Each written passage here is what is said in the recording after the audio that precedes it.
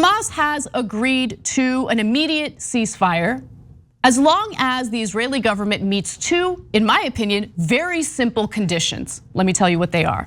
Hamas officials say it would only stop launching rockets at Israel if two conditions were met: that Israeli forces and police agree to never again enter the Al-Aqsa Mosque, the mosque that they actually raided a few times, and that Palestinians living in the Sheikh Jarrah neighborhood in East Jerusalem not be evicted by Jewish settlers from homes their families have lived in since the 1950s. Hamas isn't asking for anything out of the ordinary. They're just asking, hey, this more recent aggression by the Israeli government against Palestinians, we just need that to stop. Stop raiding the mosque. Please stop evicting Palestinians from their homes. That's all we're asking for. And guess what Benjamin Netanyahu had to say about that? No, we're not interested. Israel's military would not comment on any plans for a ceasefire on Wednesday, but Israeli Prime Minister Benjamin Netanyahu made it clear that the military's work is not over. Work is not over.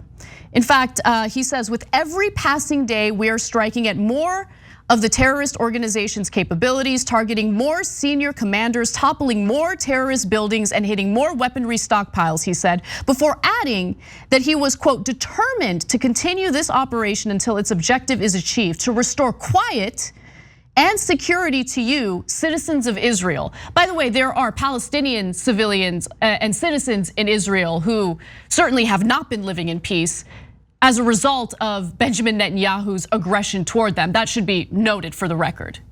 So he doesn't really care about all citizens, it's just the Jewish citizens of Israel. Now, with that said, he makes it appear as though the Israeli Defense Force is specifically focused on the Hamas commanders, Hamas generals, and in no way has any interest in targeting civilians. But when you look at the civilian death count, facts are pesky little things, aren't they? Because they certainly counter what Benjamin Netanyahu had to say. Watch. It was mainly young men hurling rocks, but other protesters were middle-class families, children and white-collar workers. People like Maysoon Ali, who told us she's a banker. Their lives is not worth more than our lives. It doesn't worth more than our kids. And you're saying peace talks don't work? No, 25 years, what did they give us? 4 Palestinians were reported killed, and Israel claims 2 soldiers were shot in the leg, though we saw no guns on the Palestinian side. Palestinian frustration is what fuels Hamas, a group considered a terrorist organization by the US. It's fired more than 3,000 rockets at Israel since last week, killing 2 civilians yesterday. In retaliation, the tiny, poverty-stricken Gaza Strip has been shattered with blistering Israeli airstrikes. Israel says it's targeting militants. And Prime Minister Benjamin Netanyahu says his country's enemies are learning a lesson. But Susie Ishkontana is just 7 years old. She was pulled from the rubble after an Israeli strike, losing her mother and 4 siblings. Some of the more than 60 children killed by the Israeli bombardment, according to Palestinian officials. Benjamin Netanyahu's desire to deflect from the fact that he is facing criminal corruption charges and the fact that he's failed to form a new government has not only led to dozens of children, Palestinian children dying, but also 12 Israelis dying. Those are people who didn't deserve to die. Those are people who certainly shouldn't have been put in harm's way as a result of Netanyahu's aggression toward Palestinians in Gaza. Because what he's doing is, yes, absolutely sacrificing the lives of Israelis, but he's also, while pretending as if they have no interest in harming Palestinian civilians, he's harming countless Palestinian civilians, not just in this recent flare-up in violence, but in previous conflicts that we've covered as well. So as the fighting continued for a 10th day, officials in Gaza said 227 people had been killed by the intense Israeli airstrikes, including 64 children. That number's likely higher at this point, or by the time you watch this video, and 36 women. In Israel, 12 people have been killed by the ongoing barrage of rocket fires from Hamas, including 2 children. But Hamas wants a ceasefire. They have called for a ceasefire not once, but twice. And Netanyahu has said, no, we're not interested. Those 12 Israelis who died in Israel, don't care.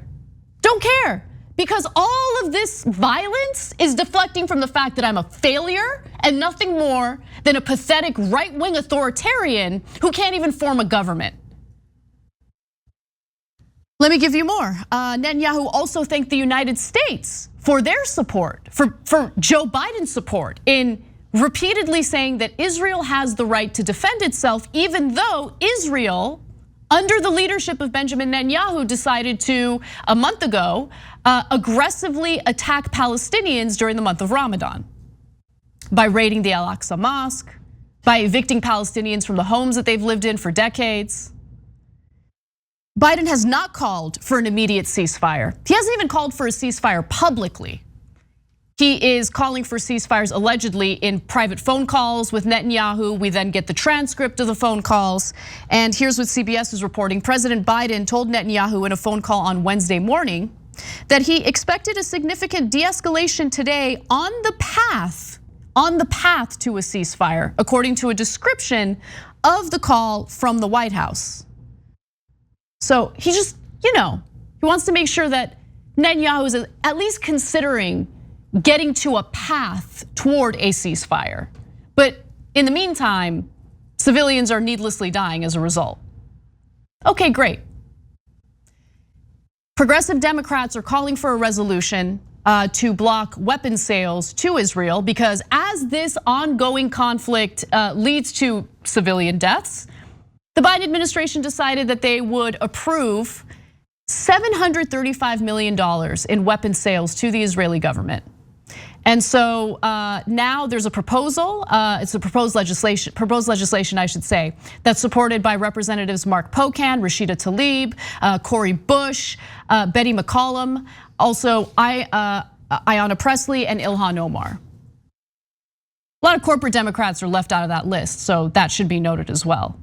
But the failure of the Biden administration to really show its leadership in doing the right thing here is embarrassing and honestly no better than what we got from the Trump administration. What's right is right, what's wrong is wrong, and what's happening to the civilians in the Gaza Strip right now, and also, by the way, to Palestinian protesters in the West Bank is disgusting.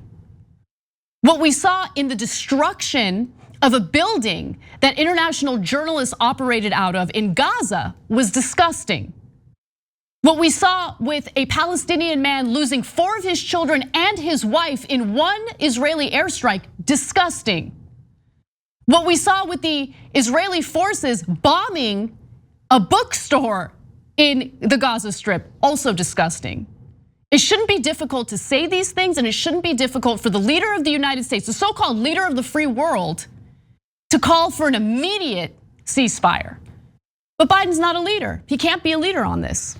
He's gonna go ahead and be a feckless president who's gonna go along with the same talking points and the same narrative that we've gotten from previous US presidents. Israel has the right to defend itself because Israel buys our weapons. US taxpayers fund military aid to Israel, a country that somehow can provide universal health care to its people while we can't. And then that transfer of wealth goes to defense contractors and weapons manufacturers in the United States. They spend that money on buying our weapons. But Biden wouldn't tell you that. Government officials wouldn't tell you that. Who cares if lives are being lost? Who cares if this conflict continues? People are making money off of it. That's all that matters. Thanks for watching The Young Turks, really appreciate it. Another way to show support is through YouTube memberships. You'll get to interact with us more. There's live chat emojis, badges. You've got emojis of me, Anna, John, JR. So those are super fun. But you also get playback of our exclusive member-only shows and specials right after they air. So all of that, all you gotta do is click that join button right underneath the video. Thank you.